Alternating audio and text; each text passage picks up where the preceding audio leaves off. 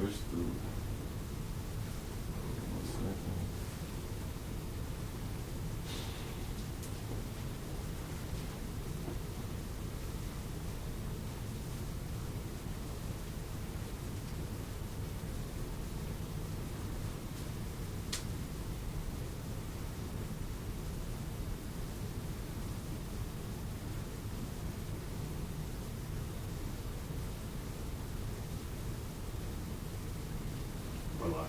Hello?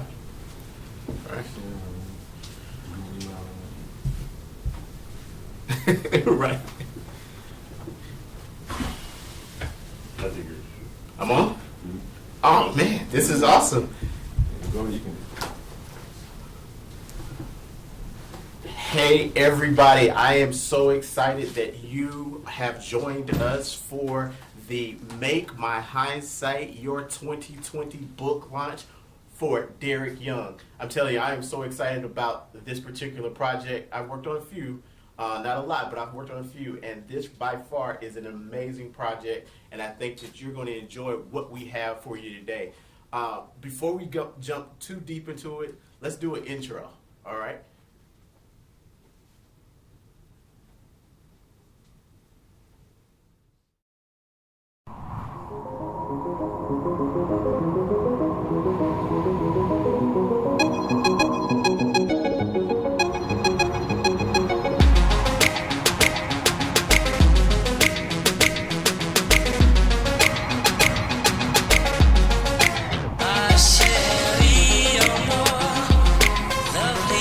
Summer day, my Shelly, you're more distant as the Milky Way.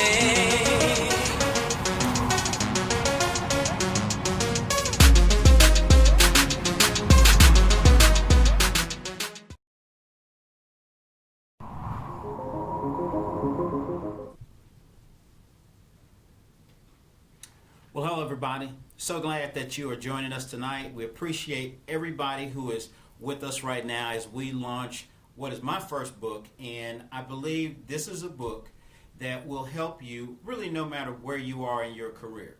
Whether you're just starting out, whether you've been working for a while, if you are looking for greater joy in your career, if you are looking to have a greater impact in what you do, I believe every single sentence in this book is going to help you with that. And I'm very excited to be here with my good friend Adrian Davis. And I hope what you're going to hear tonight from some of our friends will be things that you can relate to, things that you can take away and make a part of your career. Yeah, so you summed it up. I mean, this is a beautiful project. You know, it seems like we've been working together forever, Derek. And I've been able to see you go in and out of organizations and do this. And so the fact that you captured all of this information, and it's not all, I know it's not all, but Right. you've captured some good information here in this book. And so what we're going to do is we're literally all the way from the East Coast to the West Coast. Oh, that's right. We're going to have people talking about what they've read, and they got some pre-reads in there. And the way you've broken this down, you have 52 insights Right. for millennials seeking joy and impact in work built by the boomers. Man, I'm so excited about that. Anything else you want to say before we jump into our first interview? I think the real key thing is that with the subtitle of the book, this book is really for anyone. But one of the things I found as a boomer is that what I see is there's so much information that's directed at boomers on how we might work better with younger professionals. But what I found is there's really not a lot of information helping younger professionals understand how to work with us old folks, right? So the concept here is these principles, these techniques you're going to see within the book. Anybody can use them, but I definitely want to sort of shout out to all my young professionals out there. If you're looking for a way to get direction, to get structure, to get some strategies, I think you're going to love the book. I really do. Yeah. Well, I don't want to belabor the time. I know you guys have been really good. You've waited with us, and so I'm going to jump all the way down to Miami or Miami, Florida, and I'm going to bring in Marcella. Marcella, can you hear? I can. Hi, everyone. How are you this evening?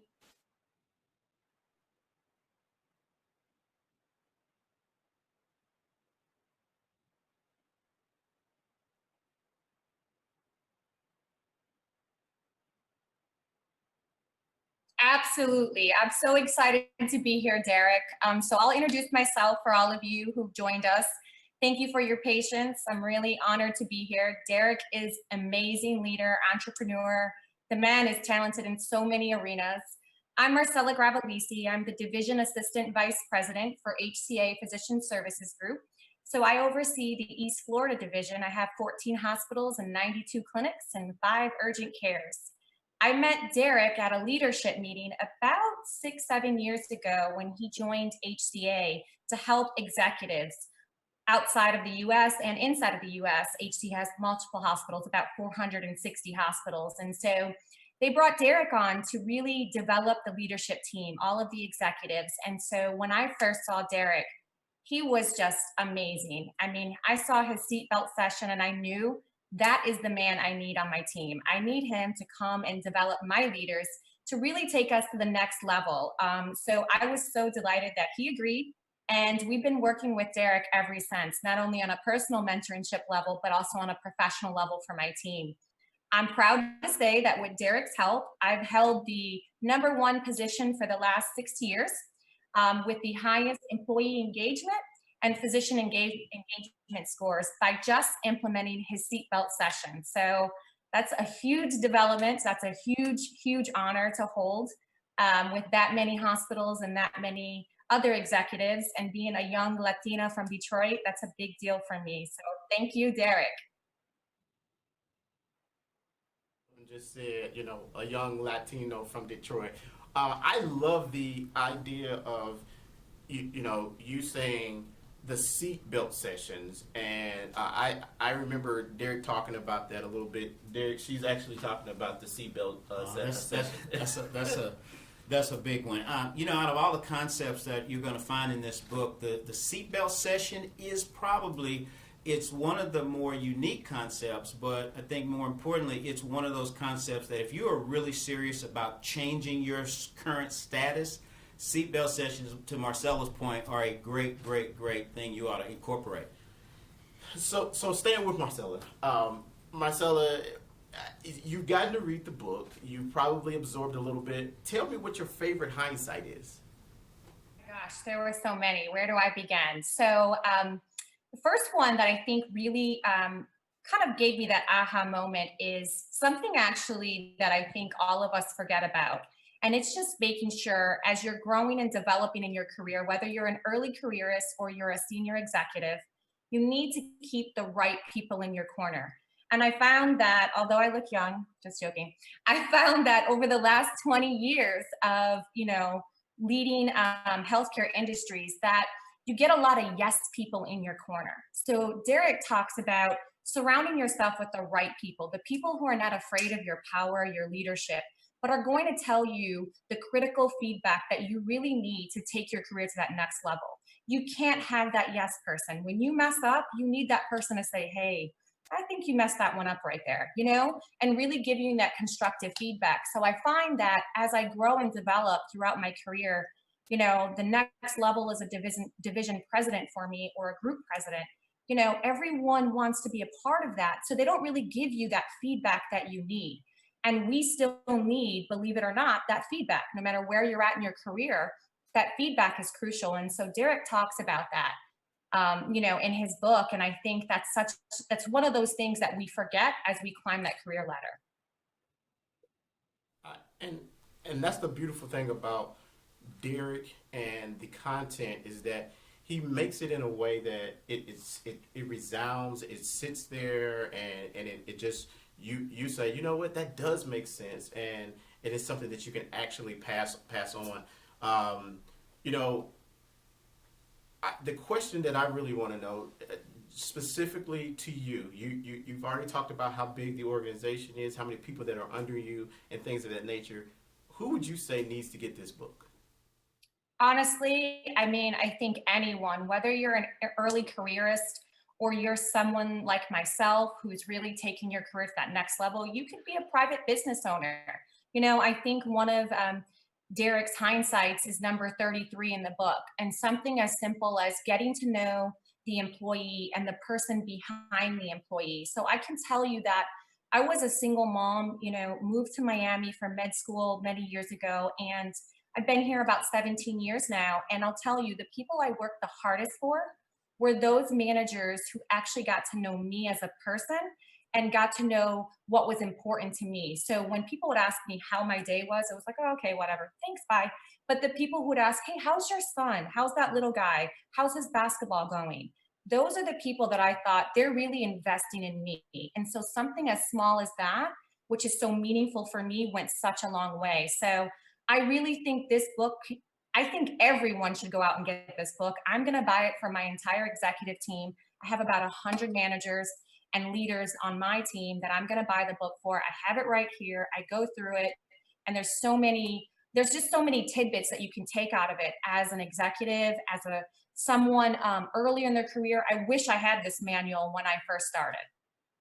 Yeah, I love that you used the word manual, because that's exactly what it feels like.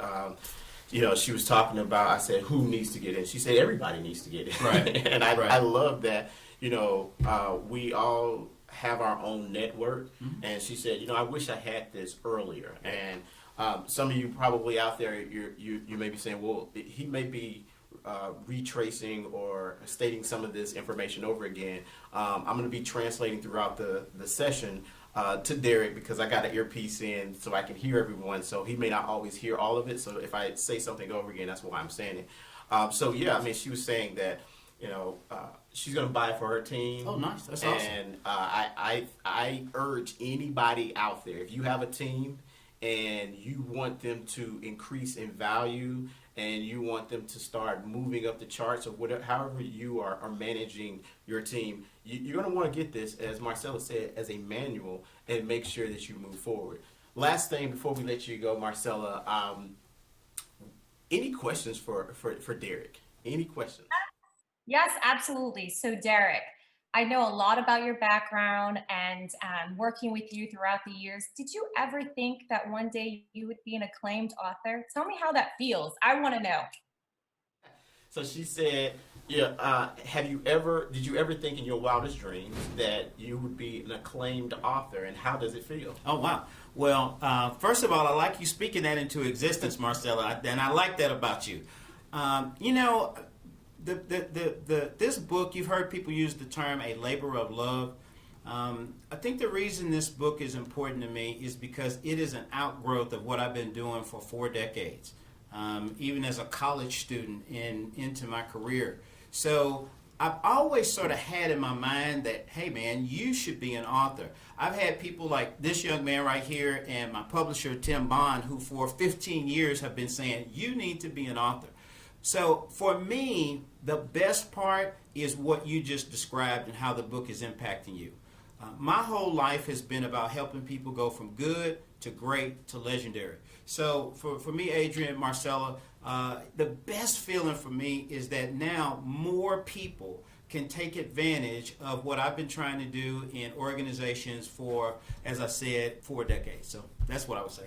Yeah. Well, Marcella, thank you so much for your time.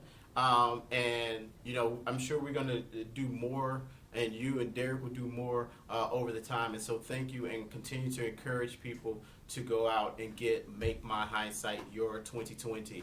Guys, we're going to be moving across literally the nation, talking to individuals and influencers across the nation about how Mr. Derek Young has touched their lives, and then also what is in this book. So as of right now, let's take a quick break.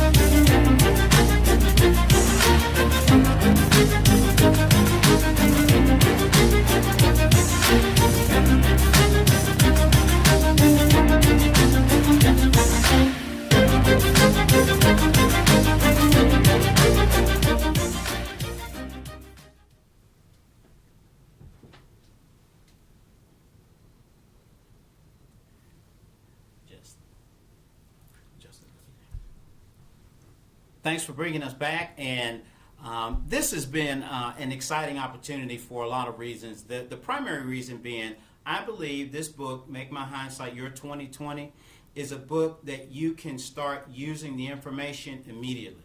And another thought, Adrian, that's really big for me is the book is designed in such a way you can start anywhere in this book and get ideas, get insights, and apply those to what you do every day at work.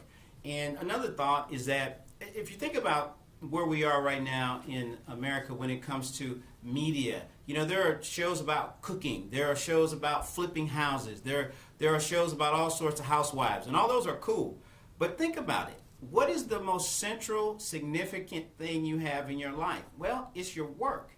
And when you think about the number of hours you spend driving to and from work, the number of hours you spend working, for many of us, the number of hours, even before the pandemic, you spent working at home on the weekend, why aren't there more items to help you determine how you can take control of your own career, no matter what your environment is like, to have greater joy and greater impact? So for me, Adrian, the central thing here is I believe this book is simple, it's clear, but most importantly, it puts you in the driver's seat for your career, once again, regardless of what environment you're in. And for me, that's a big point.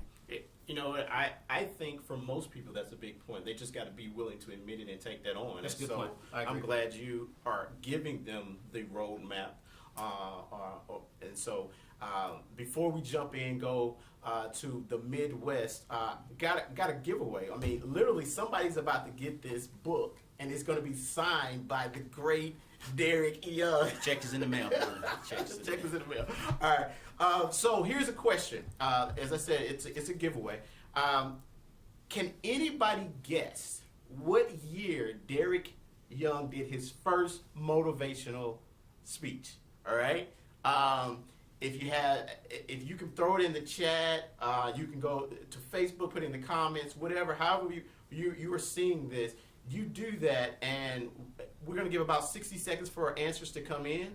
And so I'll chat it up a little bit with Derek while we do that, and then of course once we find out who the winner is, and the way it is, either you hit it on that specific year or you get as close to that year as possible. That's how we're going to determine the winner. So, Derek, while this is going on, I mean, goodness, man, you've been doing all this stuff for a long, long time, man. I mean, what keeps you motivated? For me, Adrian, one of the things I talk about in the book is that I believe you should live your life based on a calling, right? A calling being that bigger purpose, that bigger impact that you've been prepared, you've been designed to make.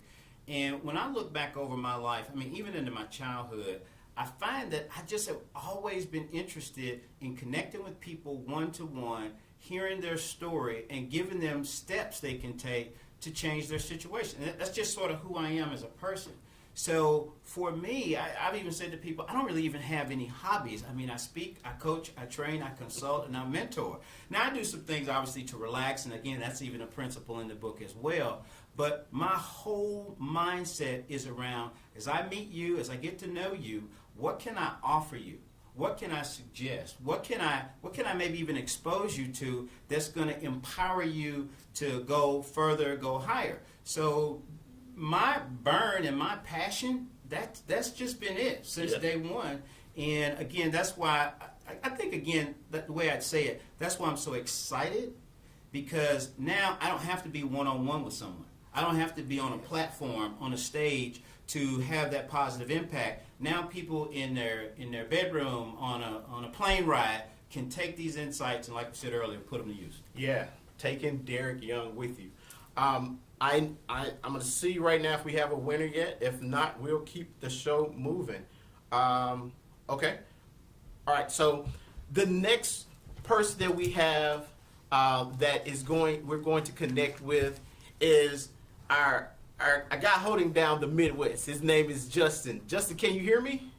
Yes, I can. Can you hear me? Good, good. Thanks. How are you doing this evening?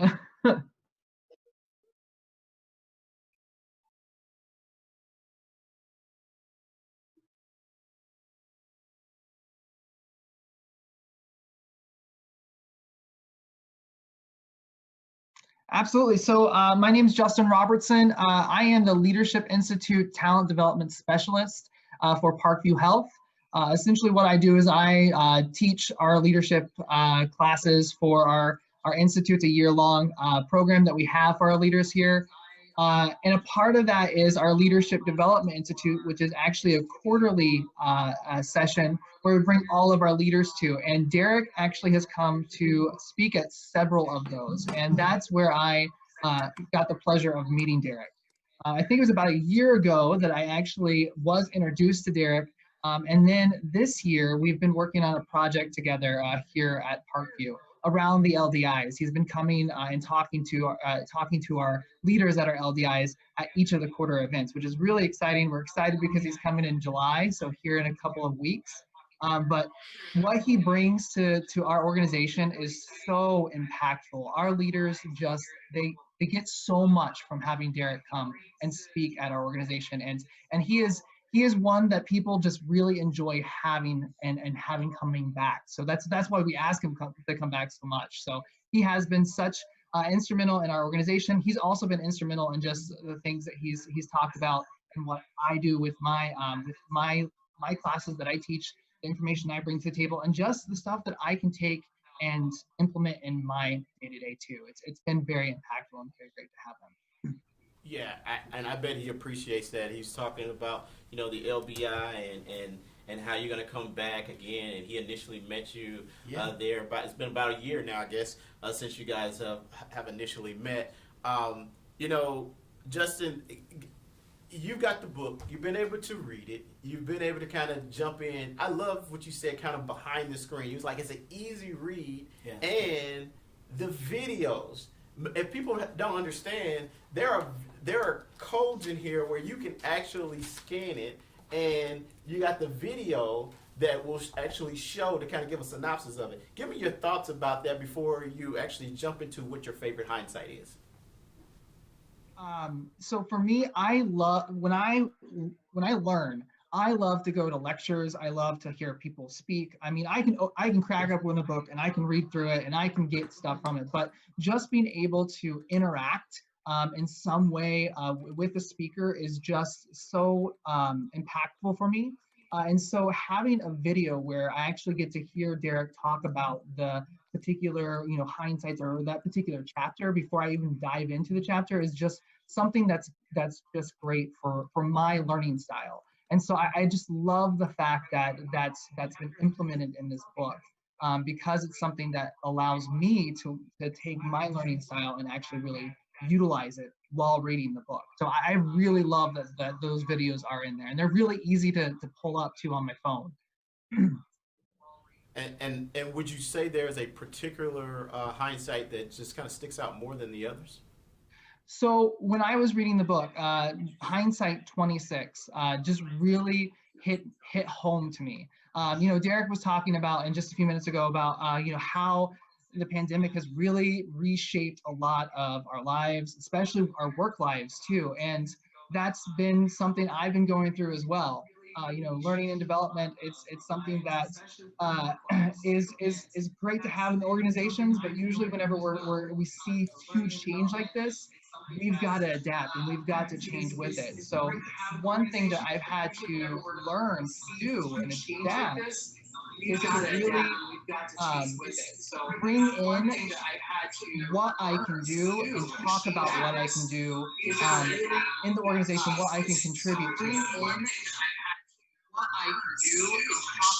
And that's what this hindsight is talking about, is that not to be afraid to come to the table and to speak to what you contribute to. Don't just sit back and wait for people to pull you in, but be proactive and be that person to step up and say, hey, I can contribute to, I can do this. This is where I can help out with the organization. And that's been something that's, like I said, really impactful for me and really something that's really hit home today.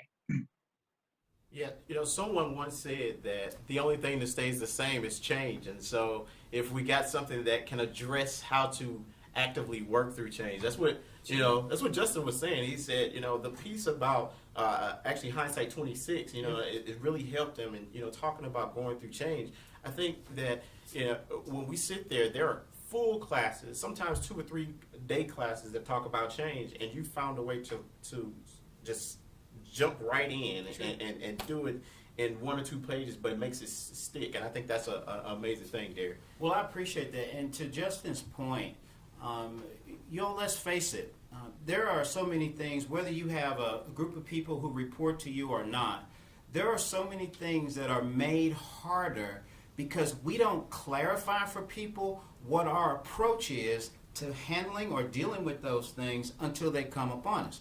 So one of the things that, to your point, Adrian, we all know is that change is like oxygen. I mean, it just is, and it's going to always be there. So that notion of being proactive in thinking about how you should handle change, being proactive in how you should communicate the way you deal with challenges, being proactive in how you talk to people about what you might do in the midst of a crisis or some chaos before it happens, it is significantly, in essence, it is significantly more powerful in helping you once something really happens.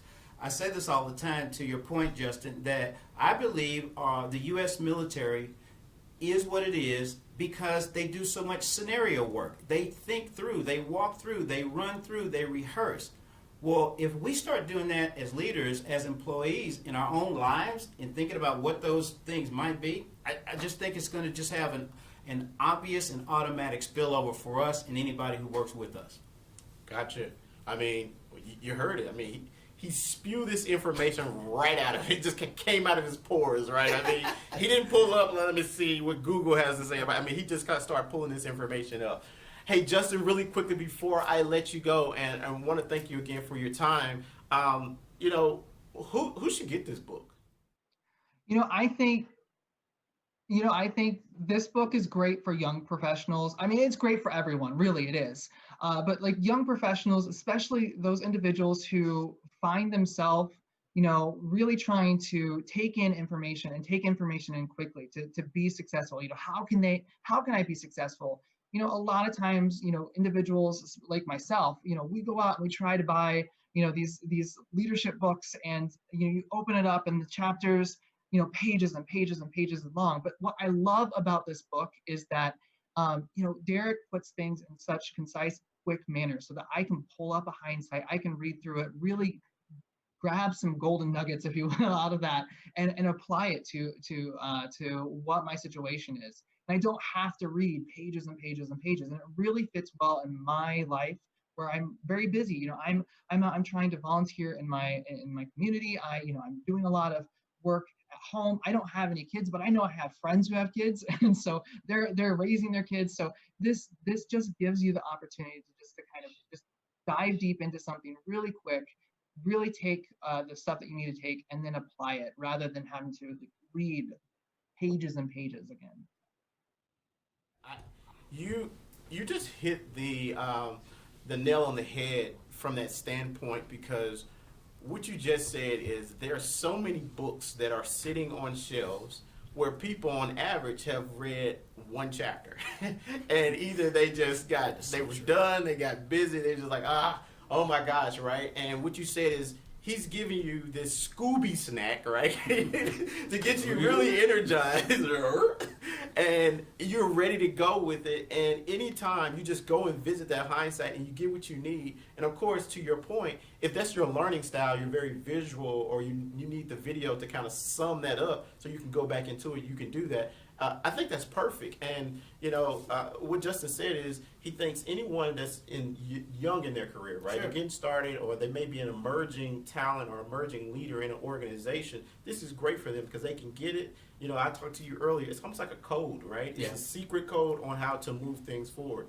And so that's what he said. That's really good. It. And what I would add to that, Justin and Adrian, is that here's what I've found. And from a vantage point standpoint, so again, this is my 40th year in the work world, my 35th year in what you might call corporate America, and being able to work in corporate settings, private business settings, government, nonprofit, social service, religious, education.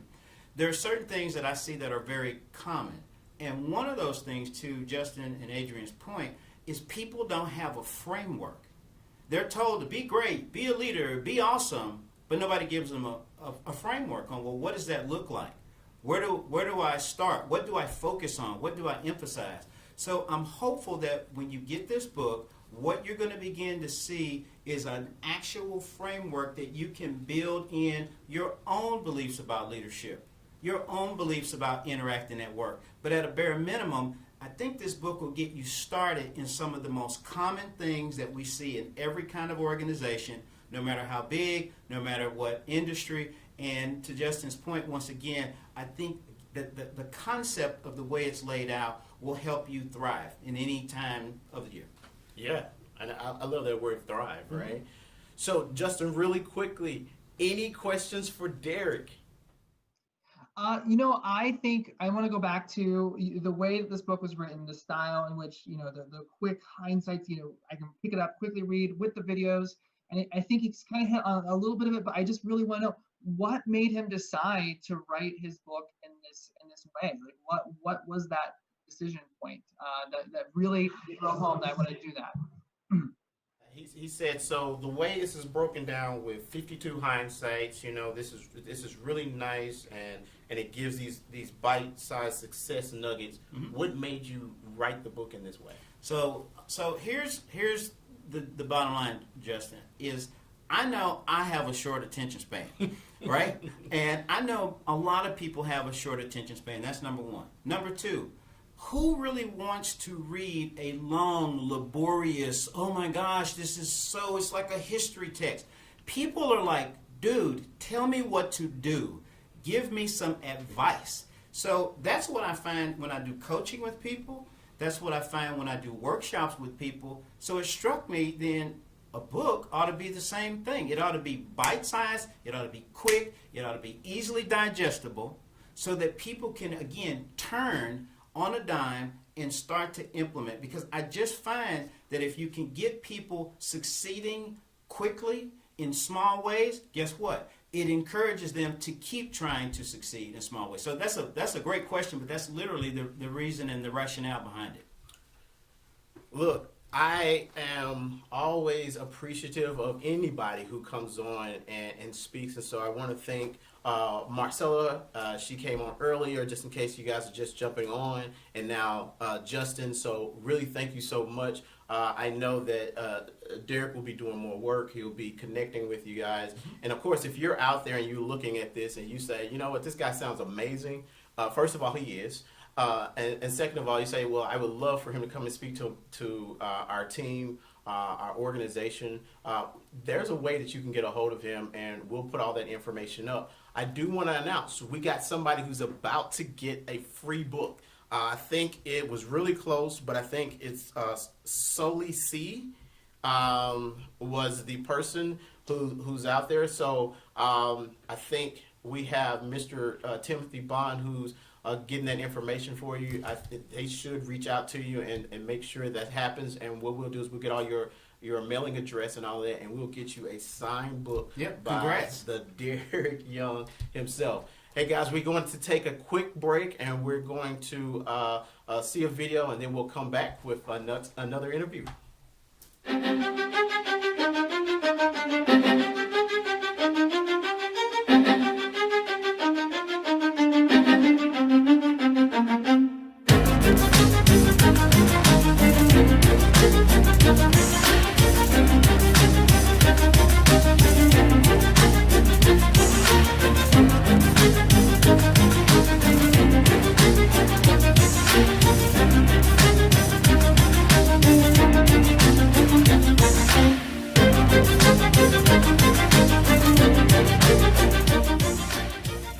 One, two, three.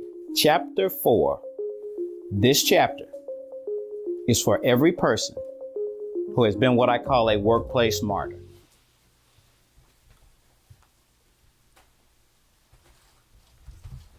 All right, guys, we are back, and I am so glad that you're here. If you are just getting on, we are here with Make My Hindsight Your 2020.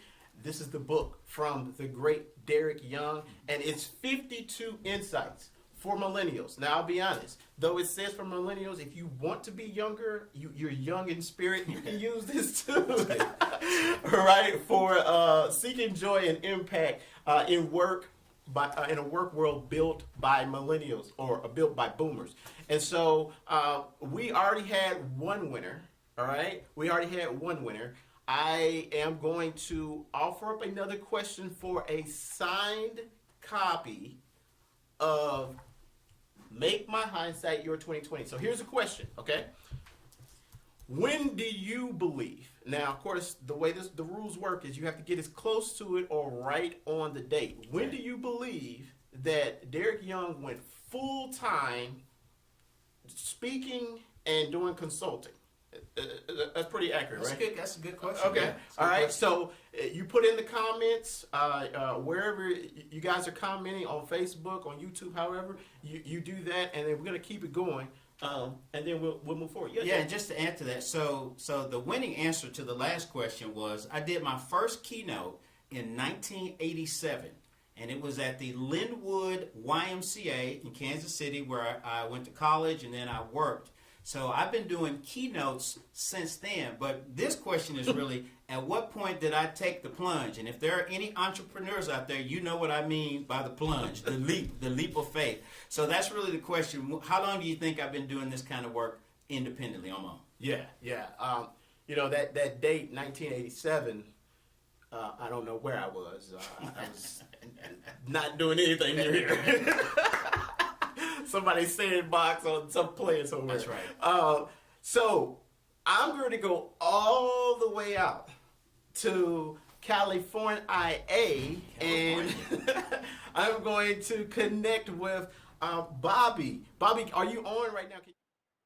I am on and I can hear you. Hi, Adrian. Hi, Derek. Congrats. Thank you, my friend.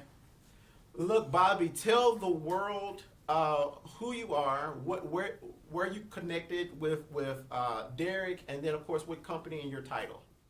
Absolutely. So hello, everyone. I am Bobby Porter.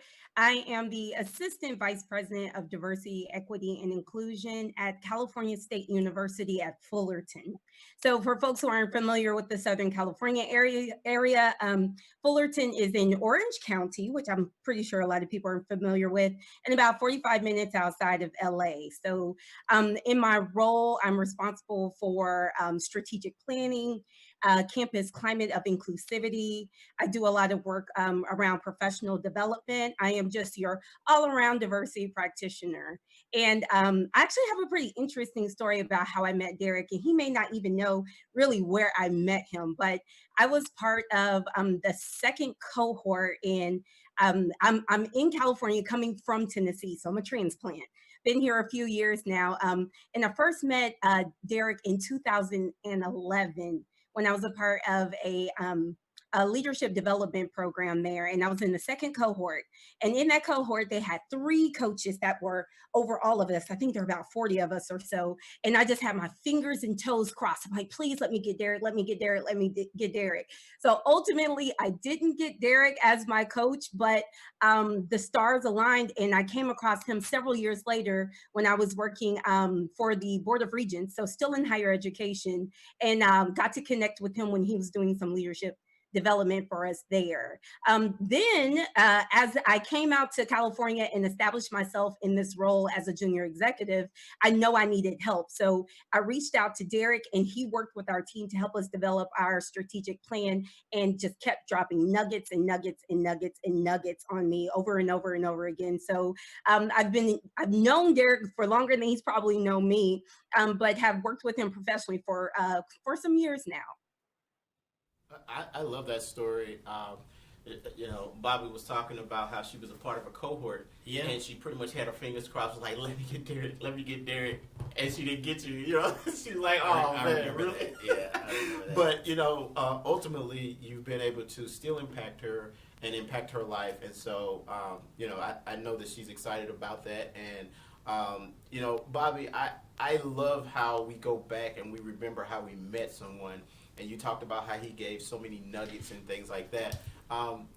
have you been able to find some of those nuggets in those hindsights, and which one do you really say this is one of my favorites?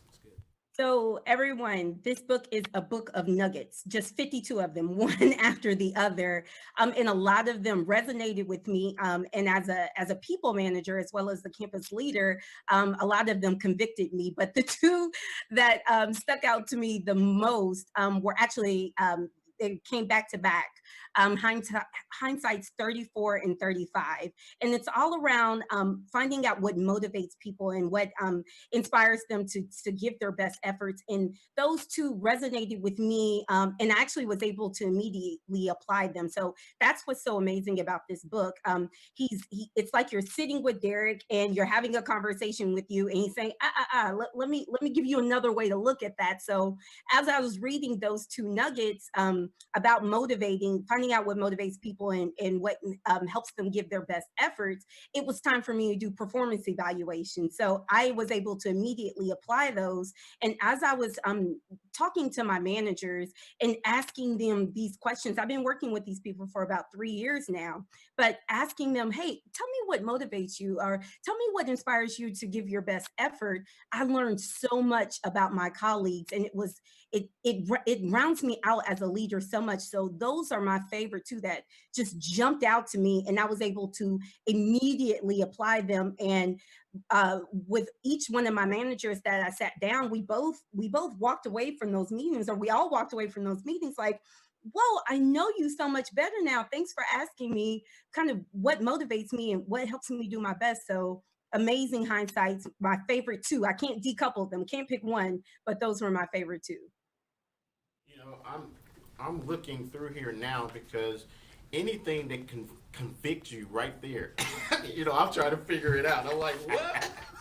That is great. You know what? Before we move further, Bob, because I do have more questions for you, I want to make sure that if you're looking right now, if you're either on Facebook and you've clicked over and you're now looking at it live on YouTube, invite some friends, invite some coworkers, invite some people that you either are managing, or even if you want to manage up and say, hey, I think this would be great for you to look at. You're in your home right now. Let's do that right now. I want you to reach out to your network and let's get some more people on here, because as Bobby just said, this is some good information, and it will convict you, right? I know before we went live, we were sitting there kind of wrestling back and forth, like, that's one of my favorite hindsights. No, that's mine. So I was like, all right, you can have it, but you know, deep inside, that's mine.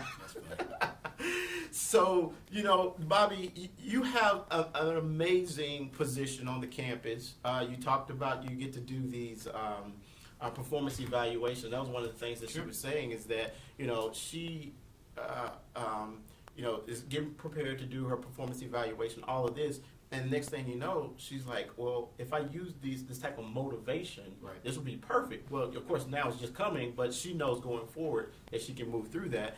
You know, back to you, Bobby. You know, who should get this book? Oh my goodness.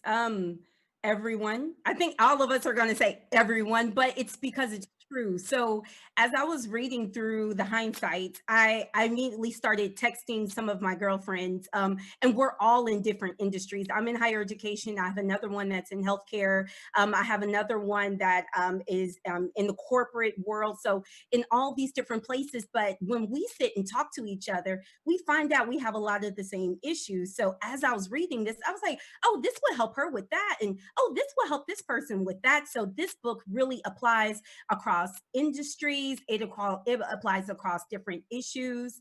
Another thing that really stood out to me about the book in terms of who it can help is it's not just for your early career folks. So yes, I think Marcella said it earlier. I wish I would have had this when I really first got started. But for those who are moving from that position of being a subject matter expert and maybe leading a small team into the higher level work of those middle and upper level leadership roles where there's a lot of politics, get this book. It will help you so much because there's just so much information in that can help you avoid those problems. It's Derek's hindsights that will be definitely useful for your 2020. Yeah, and I'm going to sit there and echo everything you said. And to your point, everybody pretty much said everybody needs to get this book. So what we'll be doing is we're going to try to figure out how we can get it in the hands of everyone. As we said earlier, if you have a group, if you have a community group, you have a church, from the nonprofit sector, a corporate organization, whatever, find a way to at least just say, hey, just check this out. This is an easy read, and to Justin's point, if nothing more, you can scan it, and a video will pop up, right? So I mean, it's there for you. Before I let you go, I know you're on the West Coast. You got a lot to do. You're a couple hours behind us, so you still got some light. Right. You about to go That's right. kick it. That's right. But what would you like to ask Derek? And I'm gonna try my best to make sure I transition what you say into to his ear. Okay, I'll keep this question simple. Hindsight number one about your calling really resonated with me. So I'm curious about how it is that you found your calling, and how did that lead you to this book? So she said, how was it that you were able to find your calling, and then how did it lead you to this book? Wow, well, the first answer is I wasn't good at much. That was the first answer. Now, I think I got some advice from my mother, and those of you who get this book, the 10th chapter is really sort of dedicated to my mother. If not for God's grace, and if not for Jenny Young and my grandmother, Grace Young, I would not be sitting in this chair. But my mother, Bobby, when I was a kid, I'm talking about a wee little laddie, all right? My mother said, this is what you need to do, son. Find what you are good at and be the best at it. I know a lot of people who are joining us tonight know someone, or possibly you are that someone, where somebody told you what you needed to be. You need to be a teacher. You need to be a doctor. And I'm not going to tell you that's a bad thing. But the empowerment that I got from my mother, right, telling me to be proactive around what I was good at, it just set me free. So what I began to do is that very thing. I began to see what did I like, what did I thrive in. What did I do that worked right away versus what did I do where I had to beat my head against the wall? And the more it came back, it seemed to be it's all about helping people grow.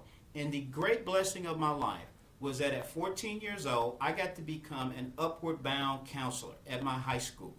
And the high school, St. Louis University High School in St. Louis, where I'm from. And my job at 14 was to help prepare 7th graders to go to college prep high school. And one of the great accomplishments of my life, this is probably going to sound silly, was when I helped a 7th grade kid learn how to add negative numbers. And how that unlocked this kid's mind is just a memory I will not forget. So I think for me, having that impetus from my mother, telling me, in essence, how to go about my life. Secondly, being a person who was willing to try some things. And then third, very early on in my life, getting that spark, getting that glow to come out in another person's life.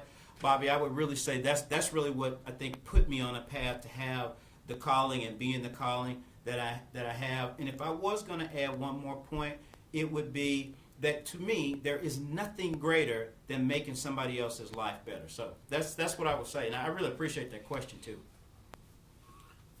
Wow. I mean, I'm just sitting back here like, You're my guy. Bobby, I really, really appreciate your time. I thank you great. for coming out, hanging out with us. And I thank everybody else out there on, Facebook and YouTube and any other way that you are actually viewing this for taking out some time to hang with Derek as we launch Make My Hindsight Your 2020. I'm going to say that right one of these days. That's right. You said it so many times, trust me. Right. So we're going to take a short break and we'll be back with one more interview.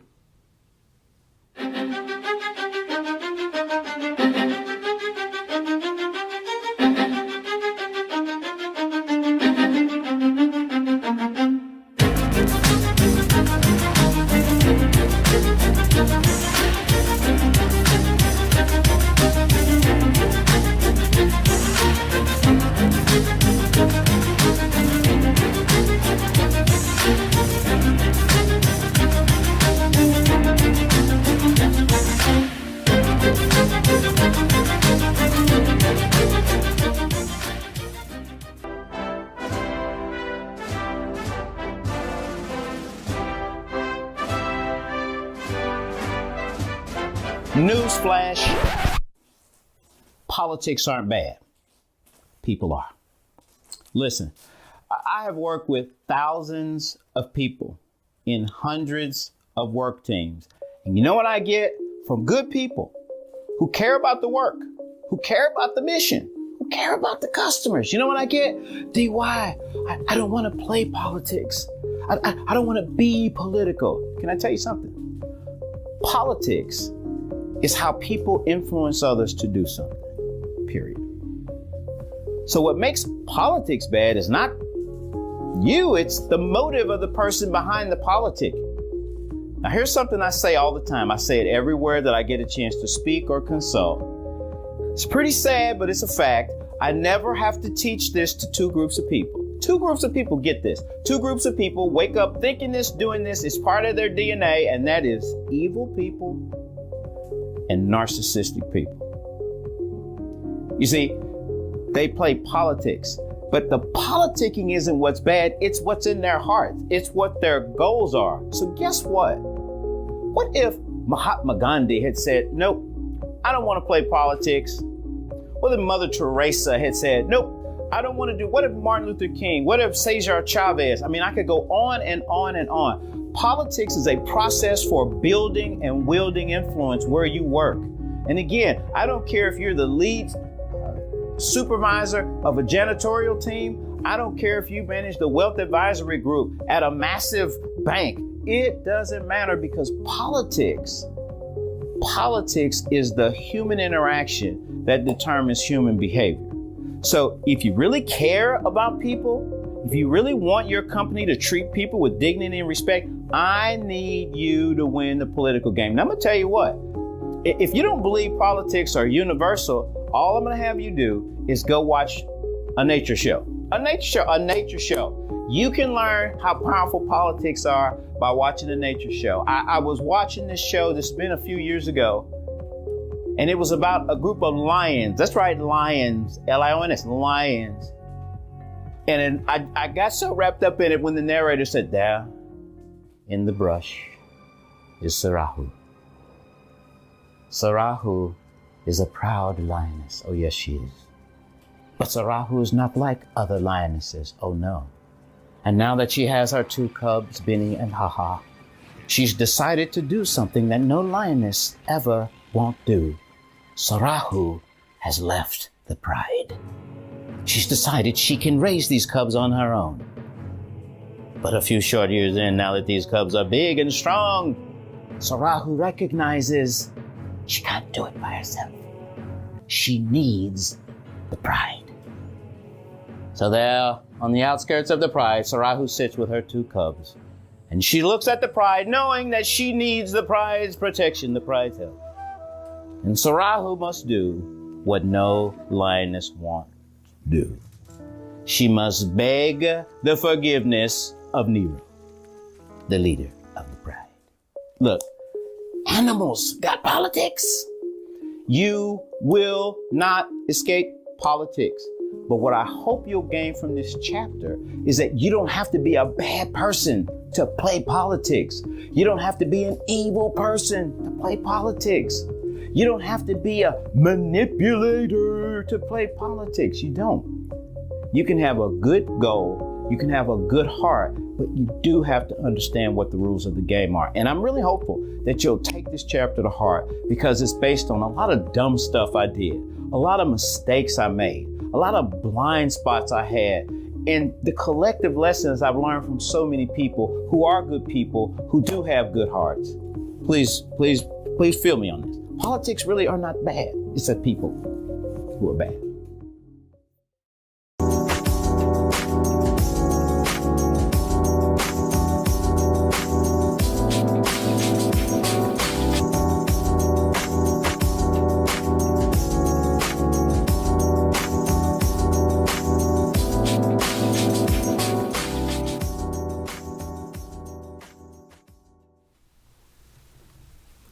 Hey guys, welcome back.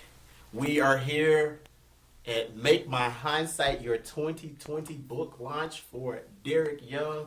And I thank you guys so much for hanging out with us today. It's been some amazing stories, some lovely content that's gone back and forth, and we literally have been talking to people all across the nation, from East Coast to West Coast, and we got more coming. Really quickly, before we address some questions from the audience, I want to let the last winner know of the question that we had, which was, when did Derek take the plunge, the launch into the deep call entrepreneurship 100%? And the winner for that is Sherry's World. So Sherry's World, you're going to get a signed copy of Make My Hindsight Your 2020. And I'm going to say the rest of it: 52 insights for millennials seeking joy and impact in a work world built by boomers. I mean, I'm going to get it right one of these days. Hey, Derek, you got some questions that came in. Yeah, we got some great questions. So we got a question, and I think this question is phenomenal. It's from Jeff R. And Jeff says, how might this book help someone outside work, in their home, in the community, or maybe even at their church? Well, great question. What I'm going to tell you is this book is all about leadership. So every concept in this book, while obviously it's sort of targeting your work life, every concept in this book will apply to your role as a leader in your home, in your community, and in your church. And one of the things, again, that I've shared with people a lot, I grew up in a single parent home. So I did not have a day-to-day model of what a dad did or what a dad was supposed to do. And I say this to people and they laugh, but it's the truth. So I began to find TV models who did things that I sort of liked and admired. And one of those models was Mr. Brady from the Brady Bunch, right? Well, again, I knew it was a fictitious show, but here's the point. I began to look for patterns. I began to look for mindsets that I could use later in life once I became a parent. Well, guess what? The techniques, the mindsets that you're going to find and Make My Hindsight Your 2020, trust me, they will cross over to every part of your life. Because at the end of the day, my belief about leadership is that leadership comes down to two things. Number one, it's relationships, and number two, influence. Because at the end of the day, Adrian, and to Jeff, who posed the question, if you don't build relationships, you limit your ability to influence. And at the end of the day, if you can't influence anyone, you can't produce change. So that is a phenomenal question, and I really appreciate you asking it, because I do think it shows how this book has multiple applications, right? And then the second one, which again I thought was awesome, is the question came up, what's my favorite hindsight? Well, that's a tough one. But I will tell you this. Now, this wasn't the question, but I will say this. My favorite chapter is chapter 6. Politics aren't bad. People are. That's my joint right there. That is my chapter right there. But the hindsight that is my favorite is really number 16, and that is, if you take a break before you need a break, you will probably never need a break. Adrian, in the society we are in now, with technology, with the globalization of everything, everybody is moving a mile a minute. And what I have seen with people from the C-suite to Main Street, people in every type of organization, every size organization, is that when people do not take time out for their own personal energy, their own personal mental relief, they slowly wear down at work. And guess what? When they wear down at work, it starts to spill over into their home. So if I was going to tell you, just from a DY standpoint, the one that to me is sort of, it's a centerpiece when you look at all 52 of these, it's really how you maintain your own energy, how you maintain a positive attitude, how you maintain that focus, going back to Bobby's question, on what your real calling is. Those things are almost impossible if you are not intentional in doing that. So that's a great question. Thank you for asking. And that really is my favorite hindsight in the book. Yeah. Well, I told you we got more individuals that are going to speak. And, I'm trying to figure out, I think we're going to do another giveaway, but we're going to do it a little later. Do it later. Okay, great. Anything else? You got any more comments or questions? No, that was it. That was good. I want to hear our next person because I am fired up to hear what she has to say. Me too. And you know what? She is in the great Music City right now. So, you know, we've gone all the way East Coast, we've gone all the way West Coast, and now we're back Bringing it home. That's in right. the Music City. So I'm talking about none other than Diana. Diana, can you hear me? Hi, yes. Can you guys hear me?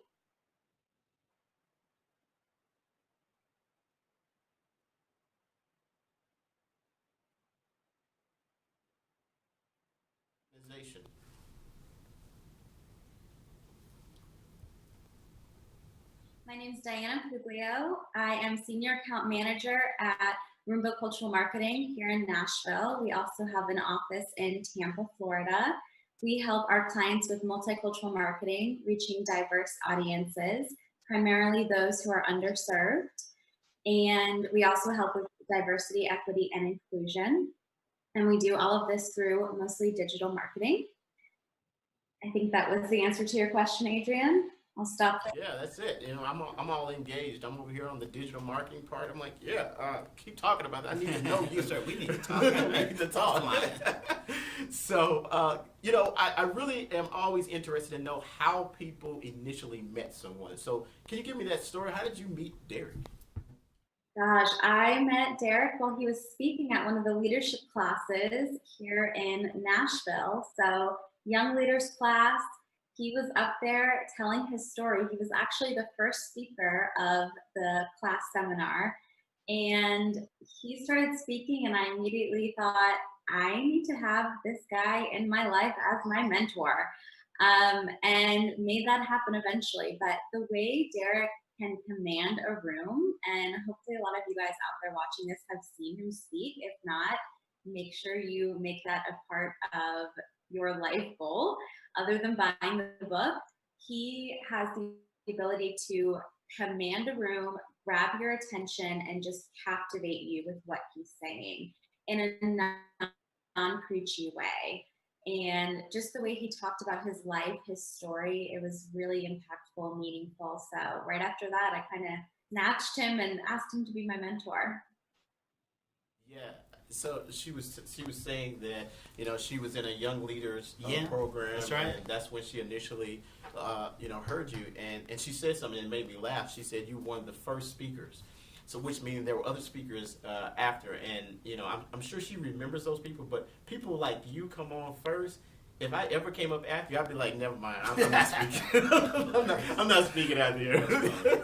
So sorry, whoever that was after. But then she said, you know, she realized at that point that she needed to have you as a mentor. Mm-hmm. And I believe that's where the relationship started to build. So, you know, Diana, as you are, you know, reading through the book and you're starting to kind of dive into this, is there a favorite hindsight that you have? I have a few, and Derek kind of stole one of mine, but that's cool. He's allowed to do that, right? He's the author. So I really love hindsight number 30, the strategy before the strategy. So right now, as senior account manager at Roomba, you know, we always are pitching ideas, speaking with our clients about how to further their marketing dollars and make sure they get the best ROI. And the best part of this hindsight, I don't want to give it away, but he has a sentence in here that says, the person did not create a people strategy before creating a process strategy. And he, you know, it's only a few paragraphs long, like Justin was saying. These are like little hindsights, little nuggets of greatness. But I went through this and I was like, that's why, you know, I pitched this great idea, but maybe I didn't have as great of a relationship with the person I pitched the idea to. So that's why maybe it didn't go as further as I'd like it to. So just things like that, where they really, the hindsights really make you kind of sit back and kind of think about things in a non-preachy way. I've had the pleasure of sitting with Derek in a lot of coffee shops in Nashville, and reading this book, it's kind of like he's sitting there just chit-chatting with me like a friend and giving me these little hindsights of knowledge. You build that imagery up of, you know, sitting in a coffee shop and you've had these conversations over and over, and reading the book is like sitting there doing that. You know, she said that one of her favorite ones is Hindsight 30, and she was talking about, you know, you're building a strategy, Yep. But did you build the relationship, right? And so just Let me speak about talk- that. yeah. Let's speak about that. So one of the things that Diane was pointing out with that hindsight number 30 is that, y'all, here's the reality. Human beings are a trip, man. And there are so many times in the workplace, especially, hear me out, y'all, if you are a real task-oriented, linear person, please hear what I'm getting ready to say. One of the things that I find is when people are highly task-oriented, highly linear, is that they are phenomenal at putting together what I call a process strategy, right? How to get something done. Step A to step B to step C, right? The roadmap. They are phenomenal at that. But yo, let's just keep it real. People get in the way of processes. So what I learned the hard way is that if you don't have a strategy for, to Diana's point on how you're going to relate with people, Adrian, on how you're going to build people into the strategy, how you're going to deal with their fears, their objections, if you don't start with that strategy, you will make your actual process 10,000 times harder. And one of the things that, and again, I think it goes back to that notion of the whole notion of politics. The way I define politics is building influence to achieve a goal, period. That's politics. That's what it is. So conceptually, if you've got a big project, if you've got a big task, why would you not first think through who's for it, who's against it, and I almost feel like we're going into workshop mode now. But thirdly, who's indifferent?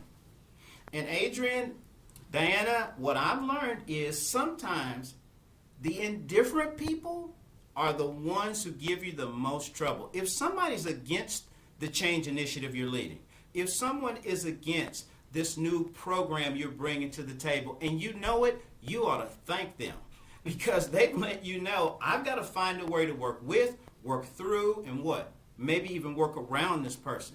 But that person who sort of lingers on the sideline where you're not sure, are they in, are they out, are they for me or against me?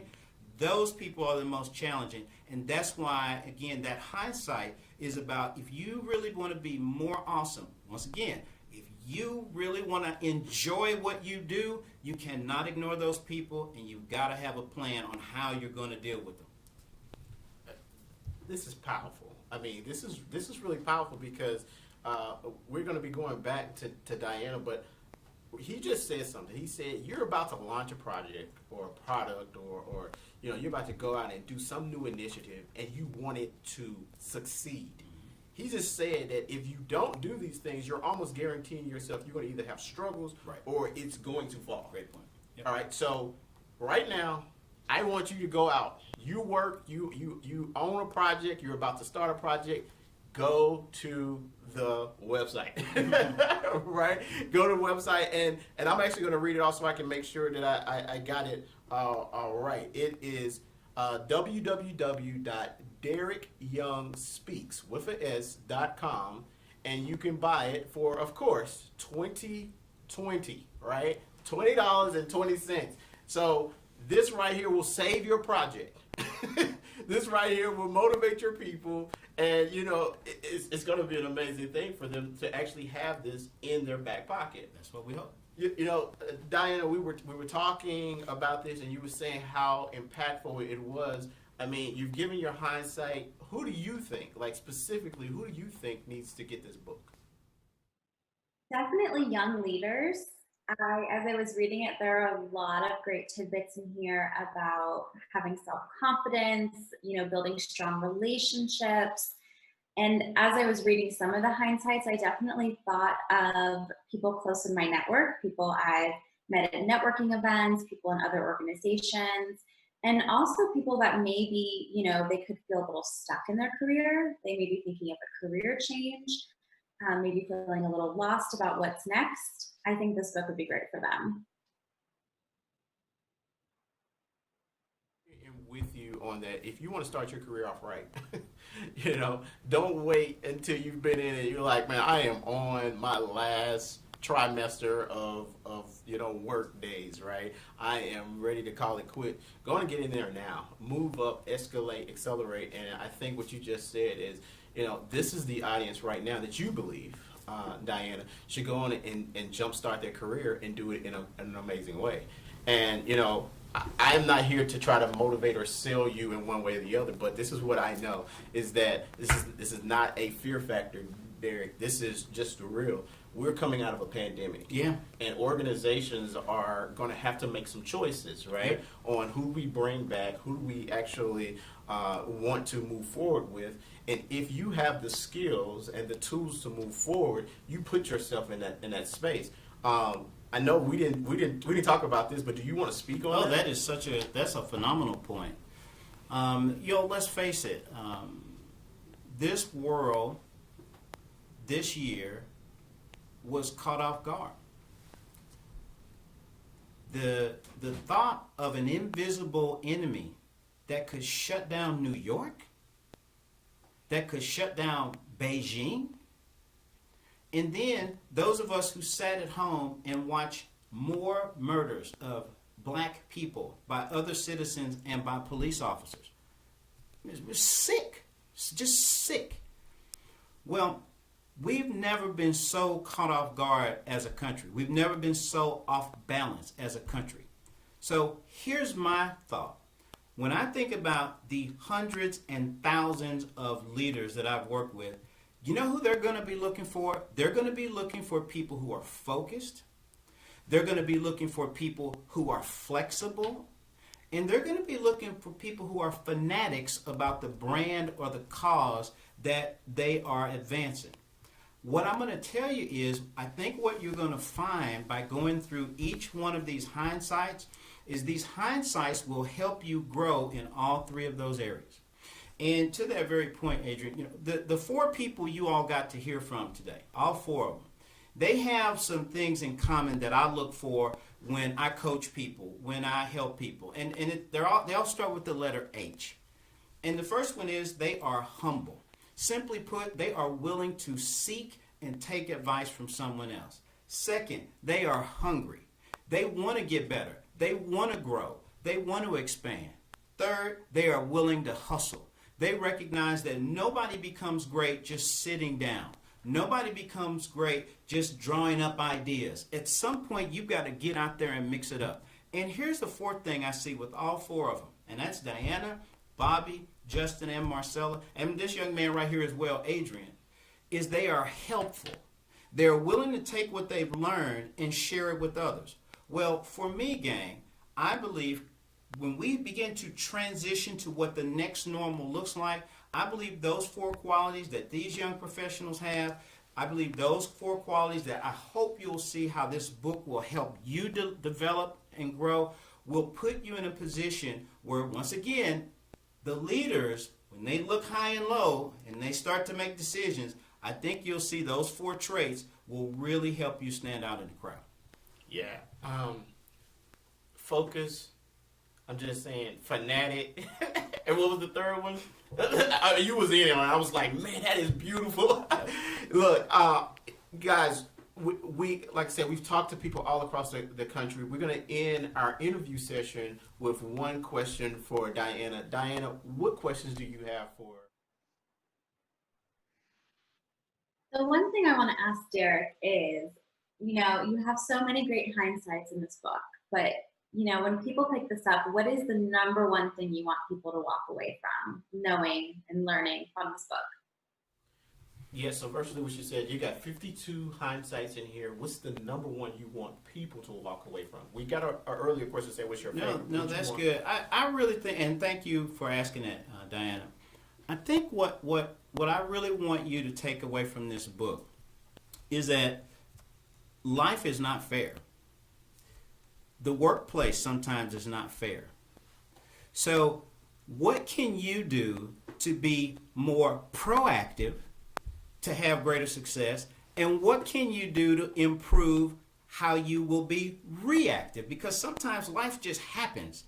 Well, I believe all these hindsights, when you add them up, when you begin to stockpile those hindsights, I believe all those hindsights, when put together, will significantly expand your ability to be proactive in every area of your career. And again, to help you make the right decisions, the right steps, the right moves when those times come and you have to be reactive. So, like I said earlier, Diana, it's really about, I hope that people will see this as a tool that they can use in a lot of different areas of their career, a tool that they can use, again, whether it's someone who's above them, one of their peers, or someone maybe in their team or on their team. So that, again, joy and impact. I mean, what is more significant for you as a leader or as an employee? Your personal joy and the impact you have on others, and obviously the impact you have on the world. So that's what I would say, Diana, Adrian, that would be my thought. Yeah. As I've said to everyone, thank you so much, Diana, for joining us and hanging out with us. Guys, you are amazing, and I am glad just to hear the stories of how all the interaction, and just think about it, this has only been 4 people. There's hundreds and probably thousands of individuals who could be on the live, right, the Zoom, the feed, whatever way that you're on here, and can talk about stories that you got with Derek. We are going to take a quick break, and we're going to actually look at politics are not bad. People are, right? You guys got that cue? And if you get that, man, I'm telling you, we're going to enjoy that. And then we're going to come back, and we're just going to bask in the knowledge of Derek.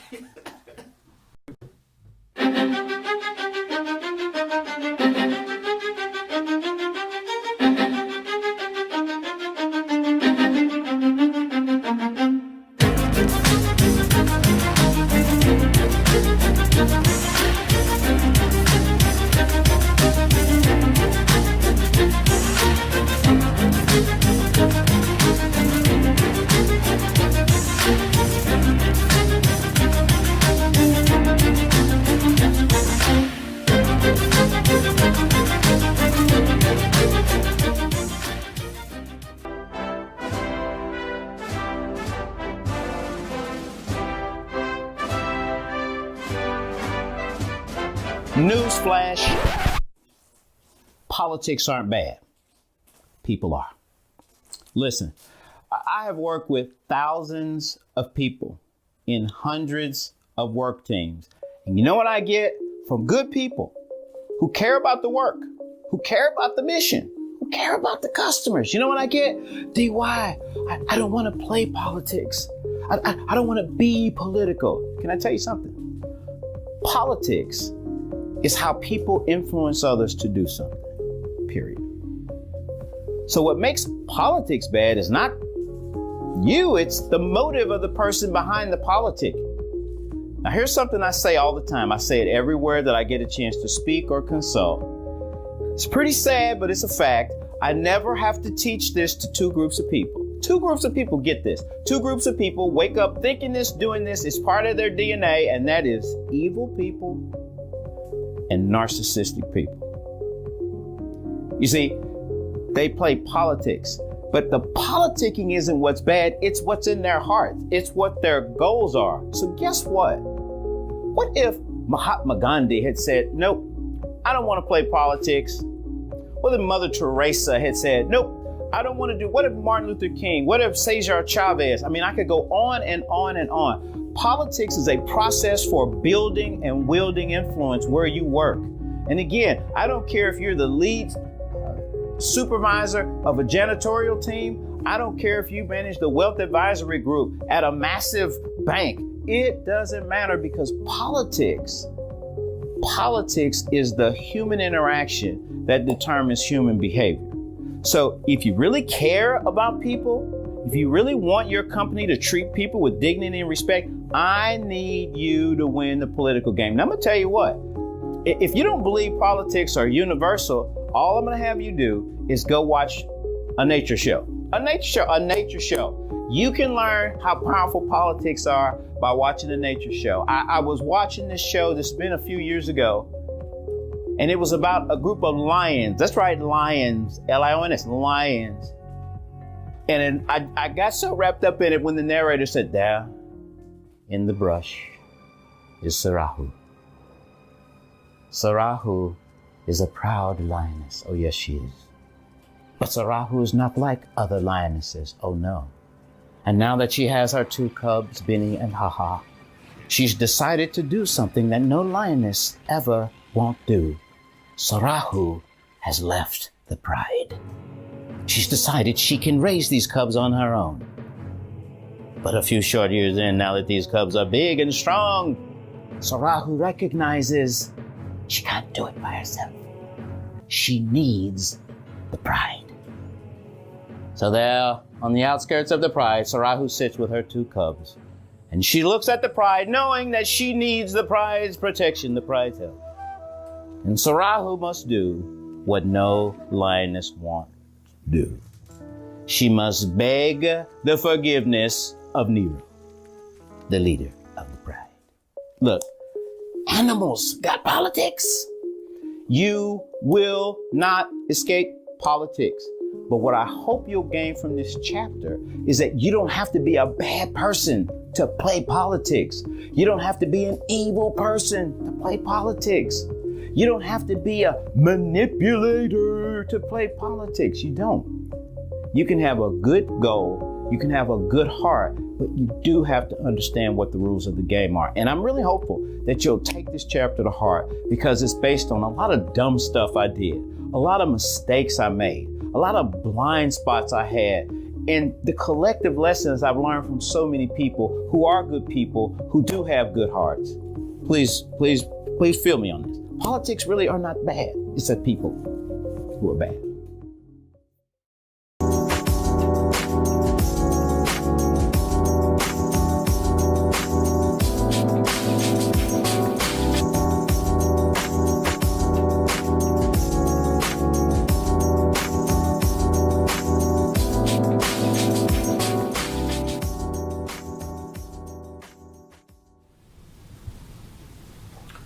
Hey guys, welcome back to Make My Hindsight Your 2020.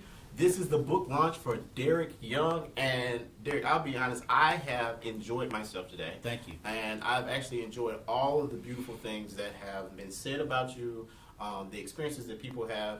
And I know I have my own. I won't jump in there and do that. But I do have one question for you. And we don't have any more interviewers, so you're going to end this thing off. And I would love to just kind of drop this in before you get started. Is you've given the world literally this beautiful gift, this beautiful product right here, and you've kind of given it freely. What do you want in return for maybe like, you know, a business owner, a mid-level manager, or for the front line? Like, what do you want in return? Man, I appreciate you asking that.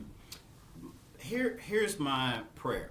My prayer is that if you and I could sit down one-on-one and I was able to be your coach, my prayer is that within 3 to 6 to 9 to 12 months after you read this book, you come back to me and say, D.Y., man, my mindset is different. My effectiveness is different. My understanding of not just what I do, but who I am and what I do is different. My prayer, Adrian, is that millions of people around the world, regardless of their occupation, their age, or their background, will take this information and they will start to craft out the career that they want. You know, when I think of the word career, I don't think of job. When I think of a career, for me, a career is any job, any business, and any volunteer activity you might do that helps you fulfill your calling. So my hope for anyone who reads this book in the United States, if they're in Europe, Asia, no matter where they are, is that they will be able to very shortly, very quickly, and very promptly decide where they want their career to go and actually start to make those steps. That would be, Adrian, for me, that would be what I would want for anybody who buys Make My Hindsight Your 2020. Yeah. Well, you guys, I urge you to go and grab this book. You know, it's launched now. This is it. This is the official. It's on launch. the go. That's right. It is now moving across the nation. And you know, I'm going to just yield the floor over to you. You know, I know you got some thank yous and things like that, but any last words, any piece of motivation that you want to just give the world right now?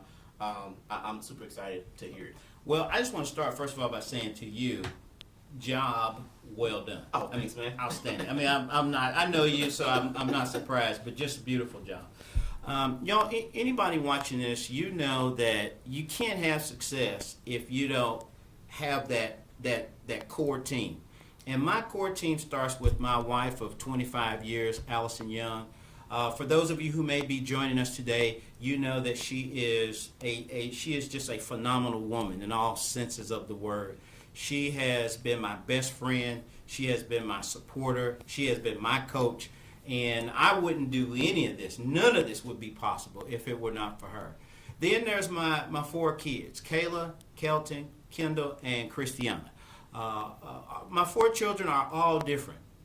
And as Alice and I have watched them grow and mature, each one of them has their own calling and their own path.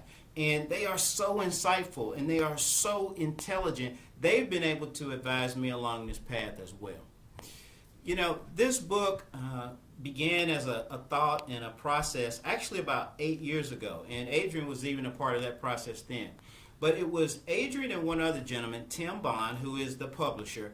They basically met me at a restaurant. And my favorite movie of all time is The Godfather. All right, that is my favorite movie. And they pulled pretty much a Don Vito Corleone on me. And they said, look, dude, it is time to write the book. And I did not scream, I did not holler. I said, you're exactly right. So I want to say to Tim, who's helping us with the chat room today, to Adrian, of course, thank you. And again, there's a host of other people who are behind the scenes and helping this book turn out the way it is. So here are some just final thoughts I want to share. First and foremost, if you joined me for any portion of this, God bless you. The most valuable thing you have is your time. So if you are willing to be a part of this with me and with Adrian, with our other presenters from all over the country, I just want to say God's blessings on you. That's first. Secondly, you and I, we wind up being our choices. And all this book is saying to you is, here are some attitudes. Here's some approaches you can take. Here are some perspectives you can add to what I'm sure is already a rich and promising career, just so that you can be smarter, better, faster, so forth and so on. So I want you to just see this book, once again, I said it earlier, as a tool that you can use anytime, anywhere for greater success. Please, as you begin to take these hindsights in, you know what? You're becoming part of what I'm calling the hindsight movement. You're becoming part of that process to say, I am willing to help others, as I said before. I'm willing to share what I know to ensure that other people have success. In essence, you're going to have an abundance mentality when you get this book and you share it with others. If you have someone who's starting their career, share the book. If you have someone who's kind of stuck maybe and they just don't know what move to make next, share the book. If you have somebody who's been doing it for a long time and maybe just needs to dust some things off, share the book. So my prayer for you is that, again, the next time I hear from you, the next time I see you, you'll be able to share your insights. Please go to my Facebook page, LinkedIn page, all social media. Find me there and holler at me and let me know, DY, man, here's how this book is helping me. Here's how this book is transforming my career. That gives me the motivation. That gives me the inspiration I need to keep pushing and to keep pumping, and maybe we'll have the next hindsight book. So God bless you. Thank you, and have a great night.